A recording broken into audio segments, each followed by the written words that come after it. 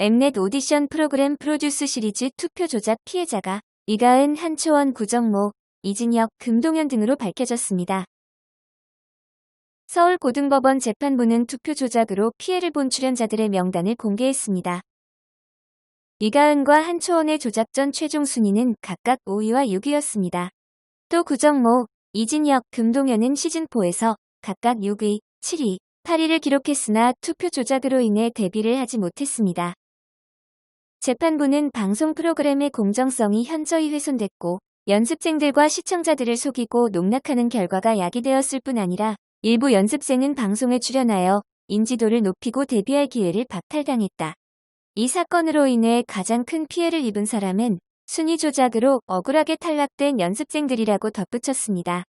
또한 재판부는 억울하게 탈락됐다는 사실이 공정한 형사재판을 통해 밝혀지는 게 진정한 피해 구제의 출발이다. 이러한 과정을 통해 오디션 프로그램의 공정성도 회복될 수 있을 것이라며 피해 연습생의 명단을 공개한다고 밝혔습니다. 그러나 순위 조작으로 인해 데뷔조에 들거나 유리한 결과를 얻은 연습생들 명단은 공개하지 않는 것에 대해 재판부는 자신의 순위가 조작되는 것을 모르고 있었던 것으로 보이며 이들 명단이 공개될 경우 순위 조작 행위를 한 피고인들을 대신하여 희생양이 될 가능성이 크다고 설명했습니다. 아이즈원은 프로듀스 48 조작 의혹이 처음 제기된 후에도 해체된 엑스원과는 달리 활동을 지속해왔습니다. 처음 조작 논란이 휩싸였을 당시 활동을 잠정 중단했던 아이즈원은 지난 2월 첫 정규 앨범 블루마이즈를 발매하고 눈에 띄는 성과를 거뒀습니다. 그동안의 활동에 대해 응원과 비판의 목소리가 공존해왔던 것도 사실입니다. 아이즈원은 새 앨범 발매를 앞두고 있습니다. 소속사에 따르면 12월 7일 컴백한다고 밝혔습니다. 재계약 여부에 대해서는 해체 여부는 아직 결정된 바 없으며 논의 중이란 입장을 내놓은 바 있습니다.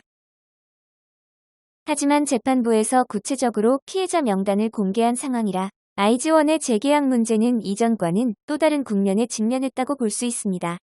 자칫 기존 멤버들에게 엉뚱하게 피해가 갈 수도 있기 때문입니다.